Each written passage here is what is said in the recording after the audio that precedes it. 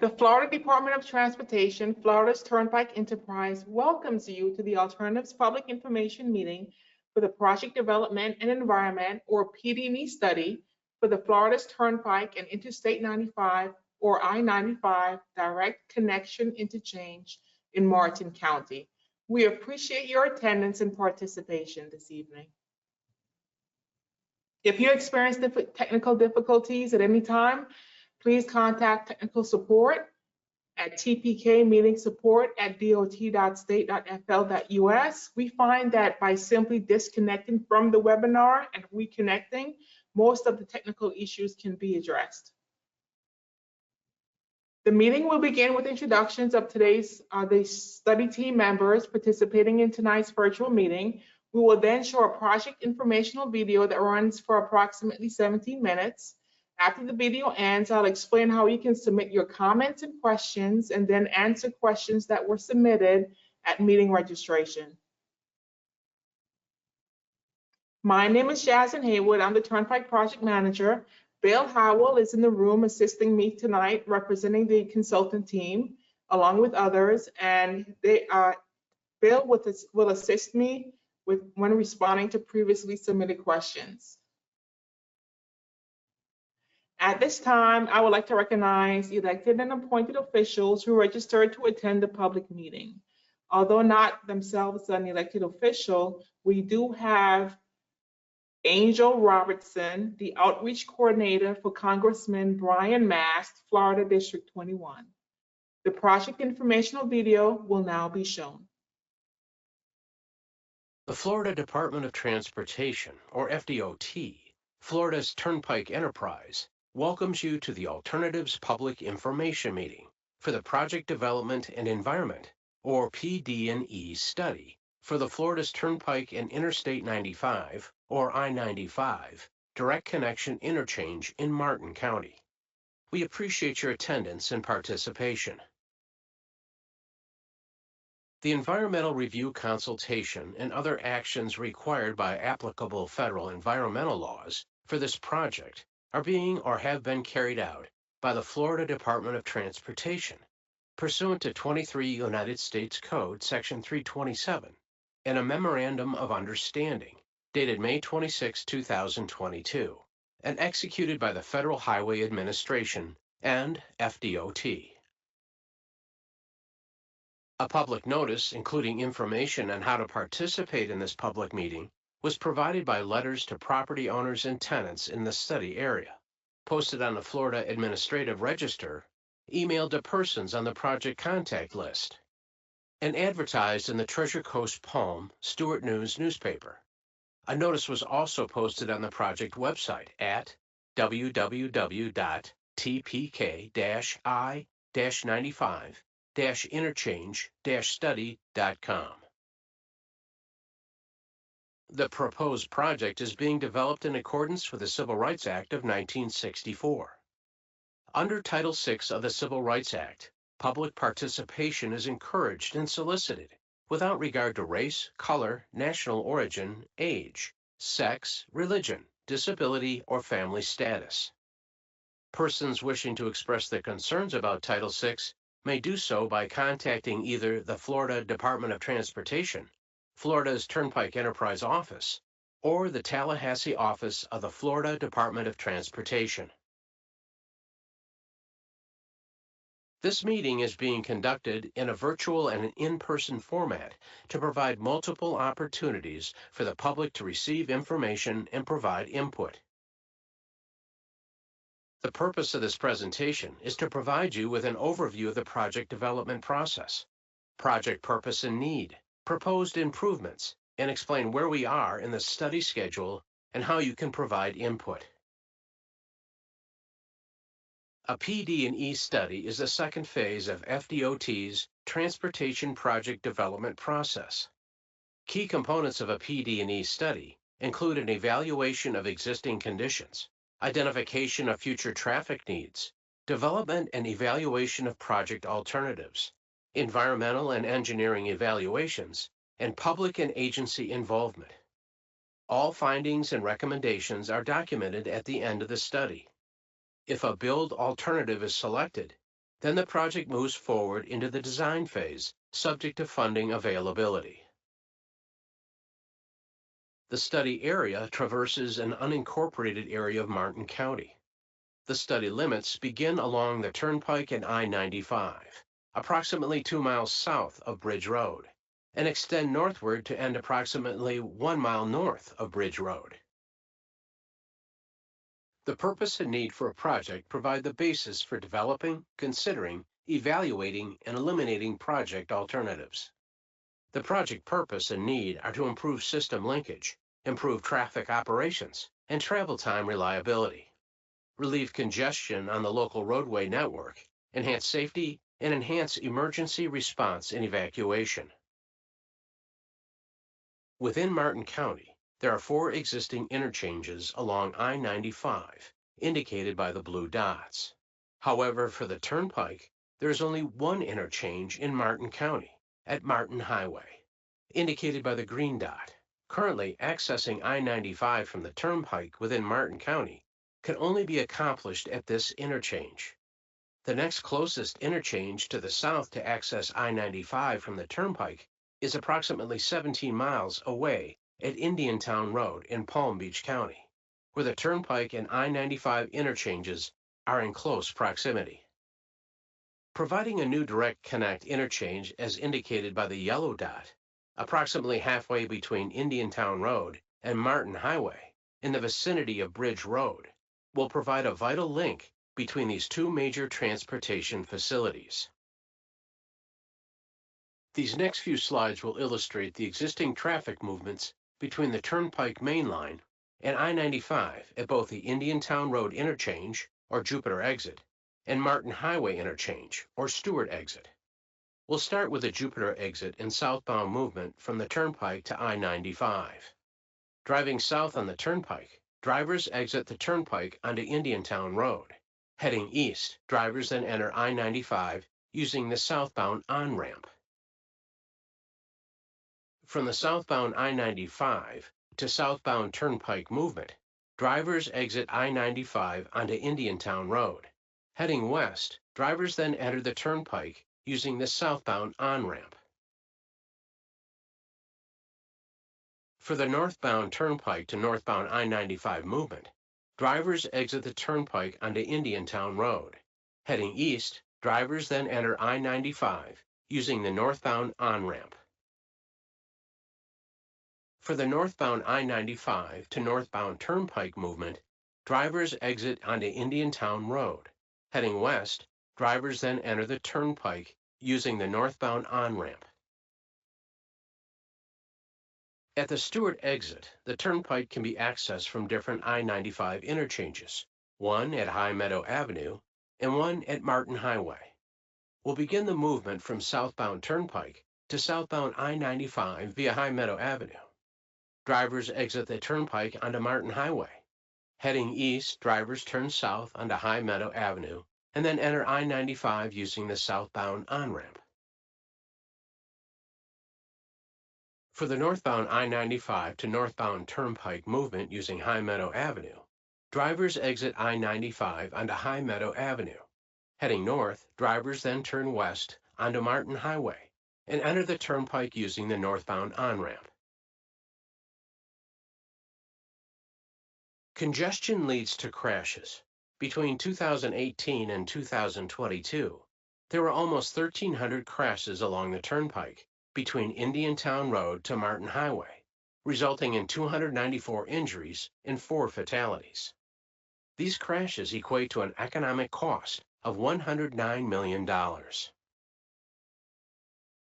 Between 2018 and 2022, there were over 2,600 crashes along I-95 between Indiantown Road to Martin Highway, resulting in 759 injuries and 18 fatalities. These crashes equate to an economic cost of $373 million. If nothing is done, increased congestion will lead to an increase in crashes. With the addition of a new direct connection interchange in the area of Bridge Road, the number of crashes and the economic costs are expected to be reduced in future years. Both roadways are part of the emergency evacuation route network and are critical in facilitating traffic movement during emergency evacuation periods. For the next several slides, the graphics are oriented with north pointing to the right of the slide. The purpose of this study is to develop a new direct connection interchange concept that provides northbound to northbound movements from the Turnpike to I-95 and I-95 to Turnpike, as well as southbound to southbound movements between these two facilities. The interchange concept must also allow emergency vehicles only to access U-turn movements between the Turnpike and I-95. To achieve this goal, multiple alternative interchange configurations were assessed. Following a tiered process and regular coordination with FDOT District 4, FDOT's central office, and the Federal Highway Administration, 5 initial concepts were reviewed. 2 of these concepts had fatal flaws due to not meeting system ramp design speeds and were dropped. 6 variations of the remaining 3 concepts were added for a total of 9 concepts.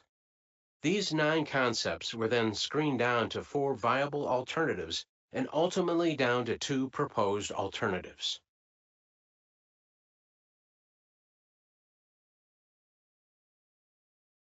The first of these 2 proposed alternatives, Alternative 1, consists of a multi-level interchange located south of Bridge Road. This interchange provides all 4 direct connections between the Turnpike and I-95 and maintains 50 miles per hour system-to-system ramps. Alternative 1 impacts the existing I-95 interchange ramps, with new ramps over the southbound I-95 on-ramp and ramp modifications to 2 other ramps to the north. Potential right-of-way impacts are shown in orange.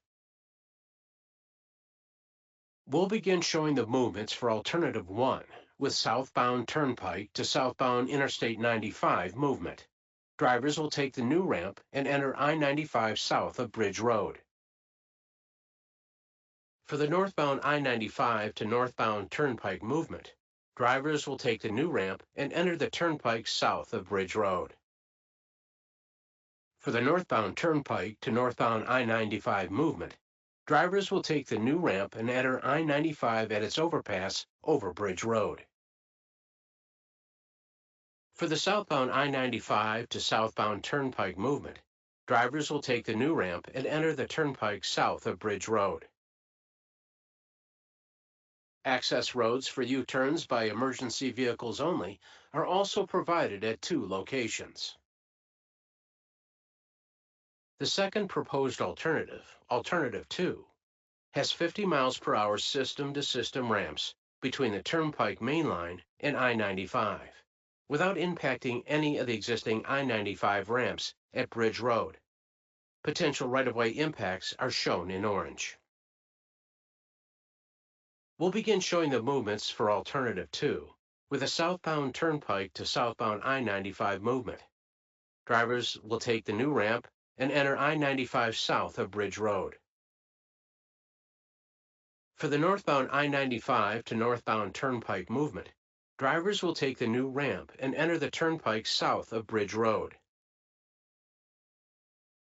For the northbound Turnpike to northbound I-95 movement, drivers will take the new ramp and enter I-95 north of Bridge Road. For the southbound I-95 to southbound Turnpike movement, drivers will take the new ramp and enter the Turnpike north of Bridge Road. As with Alternative 1, access roads for U-turns by emergency vehicles only are also provided at 2 locations. The proposed direct connection interchange near Bridge Road is projected to be used by 26,400 vehicles per day in 2050. With this new direct connection interchange available, fewer vehicles will need to utilize adjacent interchanges to transfer from one facility to the other. At the Indiantown Road to the south, the Turnpike interchange will experience a 37% decrease in volumes, and the I-95 interchange will experience a 16% decrease in volumes by 2050, which represents a decrease of 15,600 vehicles per day. At Martin Highway to the north, the Turnpike Interchange will experience an 8% decrease in volumes by 2050, which represents a decrease of 3,200 vehicles per day. The do-nothing or no-build alternative will serve as a comparison to the proposed build alternatives.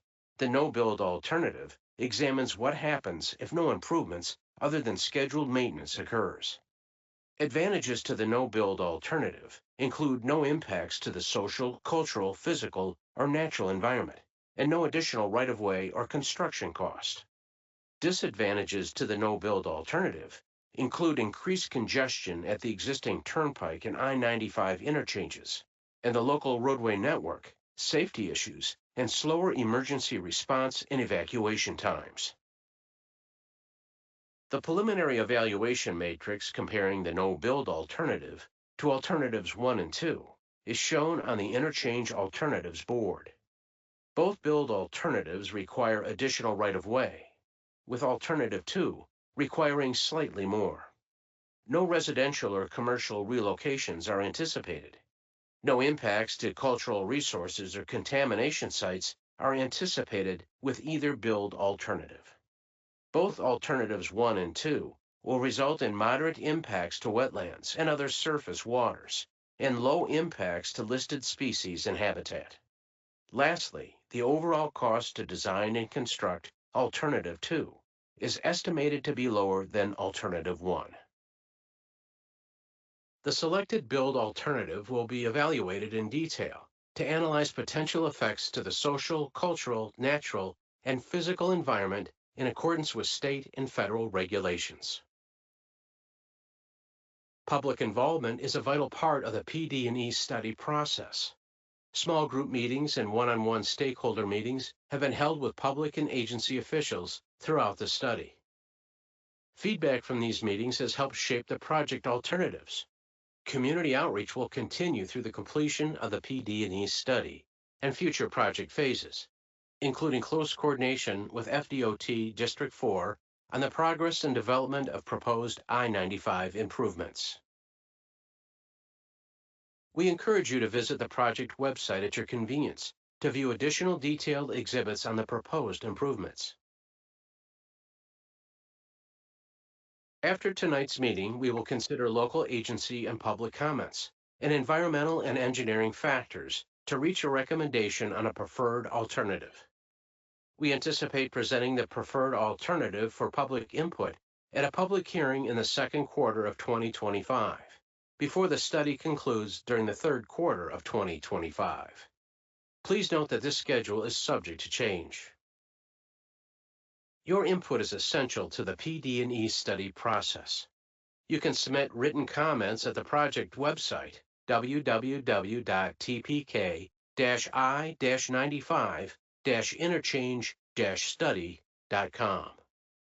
If you attend in person, you can complete a printed comment form. You may also email the project manager directly or submit your comments by U.S. mail to the project manager. While written comments and questions are accepted at any time, we ask that you provide comments that you may have in connection with this public meeting by July 29, 2024. Thank you for your interest in the Florida's Turnpike and Interstate 95 Direct Connection Interchange PD&E study. And thank you for taking time to participate in this meeting. Thank you for your attention to the project presentation. Detailed exhibits of the project alternatives are available on the project website in the exhibit room or under the Documents section.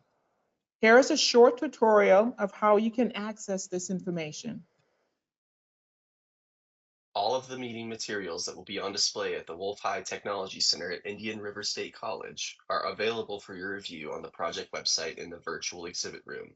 To review the exhibits, click the Exhibit Room button located at the top of the page.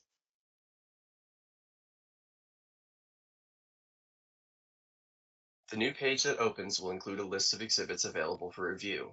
If you click on one of the tabs on the left, the exhibit board, along with a brief description, will allow you to zoom in and out. For example, the project location map is shown on this slide as an example of one of the display boards you can find on the project website. The Interchange Alternatives Board shows the existing features of the study area and the proposed improvements for each alternative. The board has a legend of each symbol and a short description of what that symbol means. For example, yellow shows areas of proposed roadway improvements, green shows existing limited access right-of-way lines, and red shows the proposed limited access right-of-way needed for the project. Both images are oriented with north pointing to the right. The north arrow for the exhibit can be found in the upper left-hand corner of each image. The board also contains an evaluation matrix that compares the two interchange alternatives to the no-build alternative. We will now answer questions submitted at registration. The first being, will the Hope Sound Farmers Market be impacted by the project? Proposed I-95 ramp modifications in Alternative 1 will impact approximately 1.6 acres of the Hope Sound Farmers Market parcel along the eastern edge. In this graphic, which is oriented with north to the right, the proposed right-of-way impacts are shaded in red. These impacts should not affect the operations of the farmers market. Alternative 2 is not expected to have any impacts on the farmers market. The next question is, what are the considerations for wildlife movement? The feasibility of wildlife crossings will be evaluated after this alternative's public information meeting. Several factors influence the feasibility of wildlife crossings, including presence of conservation lands on both sides and proposed future land uses on both sides of I-95 and Florida's Turnpike. Any proposed wildlife crossing will be coordinated with federal and state environmental agencies and shown at the public hearing. Question 3 asks, will there be local access for the Turnpike? There will be no access between Turnpike and Bridge Road with either alternative. Both the alternatives presented here this evening propose only to add direct connections between Turnpike and I-95. The existing I-95 access, the existing full interchange at Bridge Road will remain. Question 4 asks, will the project consider a direct connection between the highways instead of exits onto local roads? The response, both alternatives as presented here this evening, that's exactly what they're proposed to do, add direct connections, system to system an interchange between Turnpike and I-95. Next question asks, how much traffic burden will this project eliminate?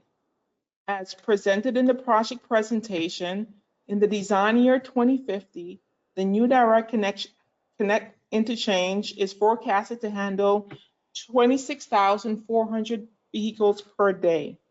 Forecasts show a 37% decrease in crossover traffic at the Turnpike and Indiantown Road interchange, and a 16% decrease in crossover traffic at the I-95 and Indiantown Road interchange. At the Martin Highway interchange to the north, so those arrows show the decrease I was just speaking about, which is 37% decrease at Turnpike and Indiantown and 16% at I-95 and Indiantown. And to the north, that 8% shows a decrease, represents a forecasted decrease in crossover traffic at the Martin Highway and Turnpike interchange. Next question asks, what are the impacts to traffic on Bridge Road? The response is, since we provide no connection to Bridge Road with our interchange concepts, no new connections that aren't there already, there will be no impacts to traffic in Bridge Road resulting from this project. Next question, what plans are in place for sound reduction for current residents and businesses along the I-95 area? A noise analysis will be performed for the proposed new direct connection ramps, and the results will be presented at the public hearing. There are minimal noise receptor sites within the project area. If the noise analysis determines noise impacts warrant consideration of noise walls, the locations will be identified in PD&E and further assessed in the design phase. If they meet FDOT criteria, noise walls would be built during project construction. How far north in I-95 will you be adding lanes? The response: this project will not add travel lanes on I-95 or Florida's Turnpike. Exit and entry ramps for the new direct connections will be added, but the number of travel lanes will remain the same. First of these two proposed alternatives, Alternative 1, consists of a multi-level interchange located south of Bridge Road. This interchange provides all 4 direct connections between the Turnpike and I-95 and maintains 50-mile-per-hour system-to-system ramps. Alternative 1 impacts the existing I-95 interchange ramps, with new ramps over the southbound I-95 on-ramp and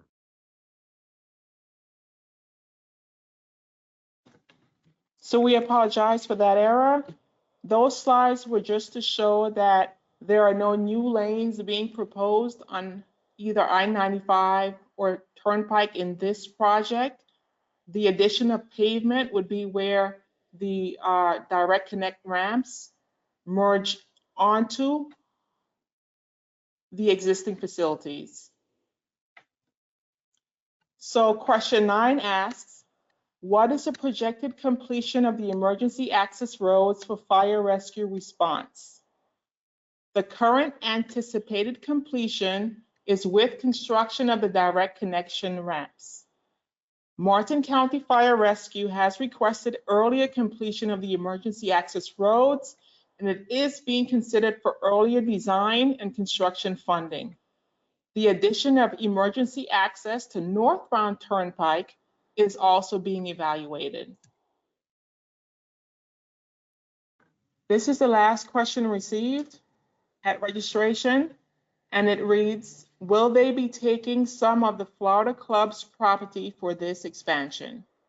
The response is no. The Florida Club is outside the limits of this project to the north, so no property will be taken for Florida Clubs for the new direct connection ramps.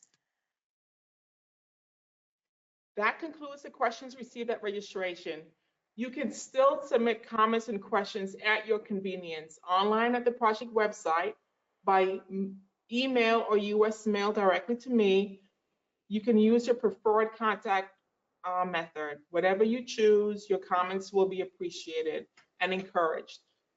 Please provide them by July 29th so that they can become part of this public meeting record.